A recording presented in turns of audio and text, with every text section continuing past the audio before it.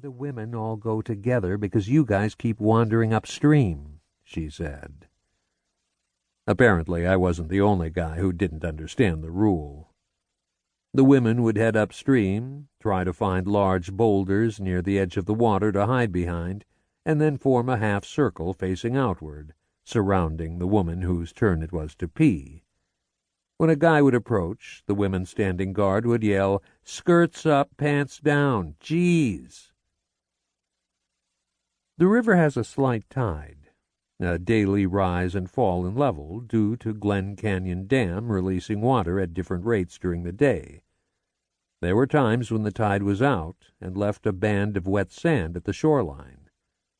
The wet area made it difficult to pee so that you hit the river without having to step or squat in the mud.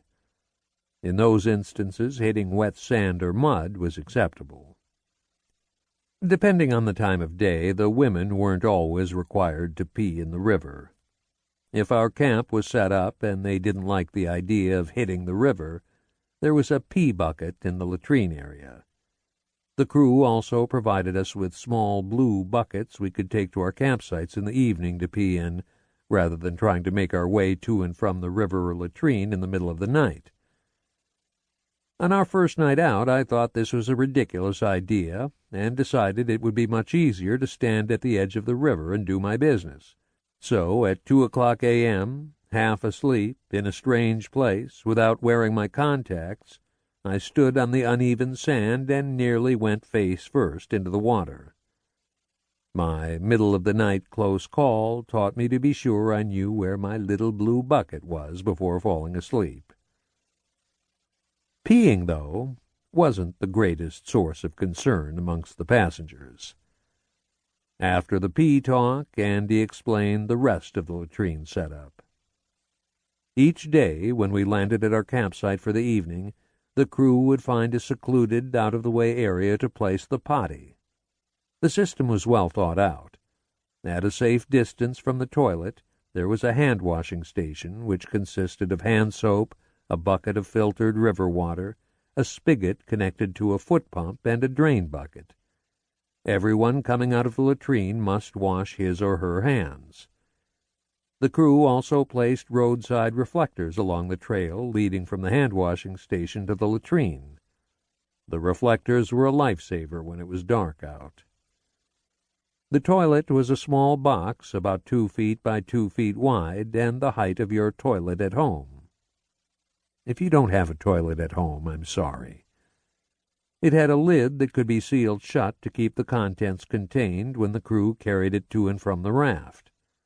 Campers and river-goers have nicknamed these boxes groovers. Why groover? There was a time when they didn't have butt-friendly seats. The box had just a hole at the top, and the edge of the box would leave a groove on the user's bottom. Finally, after years of grooved backsides, some genius came up with the idea of attaching a traditional toilet seat to the box, and no more grooves, but the name stuck. Andy explained that our groover was a chemical toilet, meaning that chemicals are applied to the waste to reduce odor and speed the composting process. Next to the groover was a plastic container of white powder that you sprinkled onto the contents of the toilet after you're finished. Andy explained, "You just sprinkle this white stuff on, what you left in the box.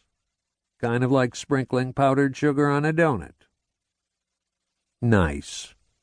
I could have lived without that imagery. That's how the latrine got the nickname the Bakery. The groover was for number 2. There was a pee bucket next to it for number 1.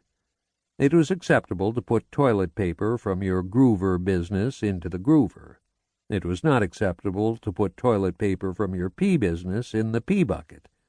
That had to be placed into a separate plastic bag so it could be packed out. The reason for this, of course, was that the pee bucket got dumped into the river when we broke down camp, and you can't dump toilet paper in the river.